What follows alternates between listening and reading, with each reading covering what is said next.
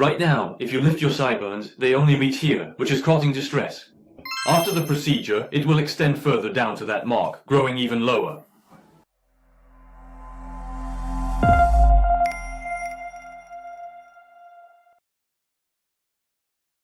Hello, I'm Director Lee Suik from Daegu Clinic. Today I'd like to talk about special area hair transplants.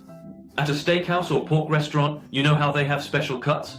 Similarly, though special area hair transplants are not as common, we do perform these procedures for those who specifically request them. These areas typically include sideburns, eyebrows, and beards. Occasionally, though rarely, middle-aged women may seek surgery for a trachea. However, since they generally prefer not to consult male doctors, such cases have become less frequent in recent times. When I first opened my clinic, there weren't many others, so I actually performed a lot of trachea surgeries.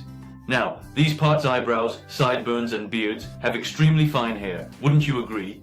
If you feel the back of your head, there's a bump. If we take hair follicles from there and transplant them here, the hair will grow in really thick. Have you seen those old Hong Kong movies with the Chinese masters?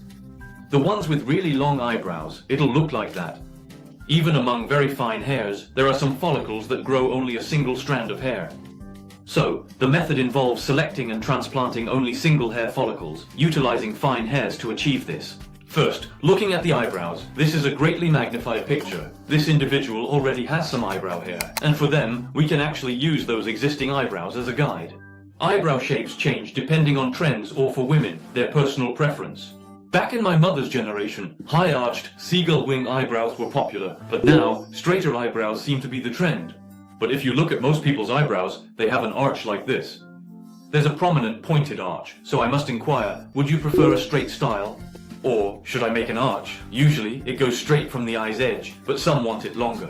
Since trends do change, we have to be as conservative as possible when creating the design. Here, they stand upwards, so they ascend, and as they rise, they gradually start to flatten out.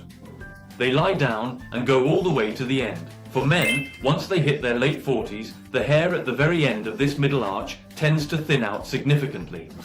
They fade, and the hairs get long. You know how some fathers have those really long eyebrow hairs? And they start growing ear hair. For men, that happens in their 40s and 50s, as the aging process begins.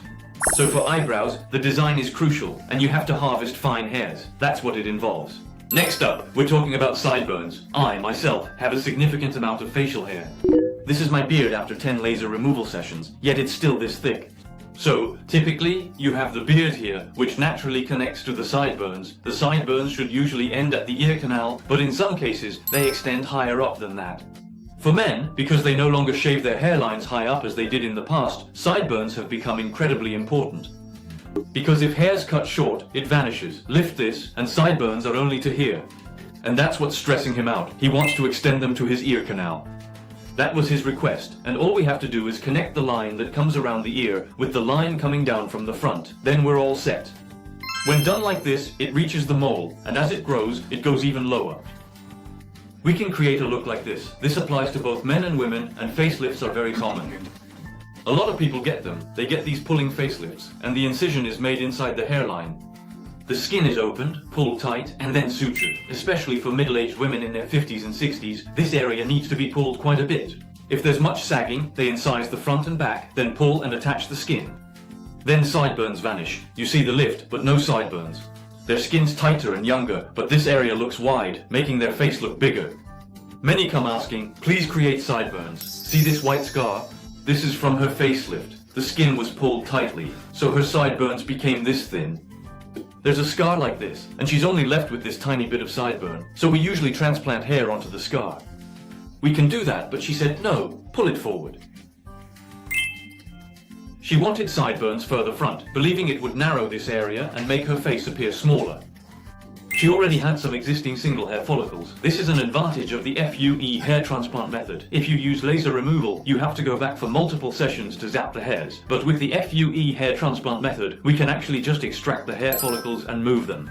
So we extract them and move them over here. We do a lot of surgeries like this, creating new sideburns.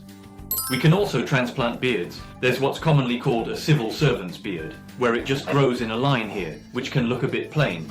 So if they only have hair here, some would want it removed, or perhaps transplant more to achieve a more masculine look. Similar to that patient from before, only this section is currently thick. The other parts were quite sparse. Therefore, it was a procedure where we reinforced the density and carefully created more fullness in the central part of the area. Yes, and finally, there's scar transplantation. We all get bald spots, right? But it's important to distinguish a bald spot from something like alopecia areata. We also need to differentiate it from trichotillomania, where women twist and pull out their hair. Those cases are actually treatable. Taking medicine, injections and treatments can heal it, but if it's existed for 20 years since childhood, it won't. Then, hair transplantation would be the only option. They had injections in their neighborhood as a child. Now they're in their 20s and the hair still hasn't grown back, so there's no chance it will on its own. We confirmed no follicles with the scalp diagnostic, so we transplanted. Using the incisional method isn't ideal, as it would require another long cut here to transplant hair onto this scar. That doesn't make sense. So, we usually use the FUE hair transplant method, extracting a few follicles from various spots and concentrating them here. Then it's totally unnoticeable. This is the 6-month photo. It's almost fully grown. Except for fine hairs, it's mostly grown in. At 6 months, it's nearly complete, so scars heal well. And also for things like childhood burns. However, if the burn is deep and the skin is close to the bone, the blood flow isn't good, so we have to lower the density. While perfect density might be unattainable, we can still achieve some sparse, albeit visible, hair growth in those areas. Today, we've explored hair transplants in special areas. We covered eyebrows, sideburns, beards, and scars. With the FUE hair transplant method, we can extract hair from one spot and implant it in another, or take from sideburns and place it elsewhere. There are indeed various methods available for these procedures. So, if you have any questions or concerns about any specific area, please feel free to openly share them with us. If you visit our clinic, I would be happy to provide you with a kind and thorough consultation. That's all for today. This was Director Lee Suik of Modumo Daegu. Thank you.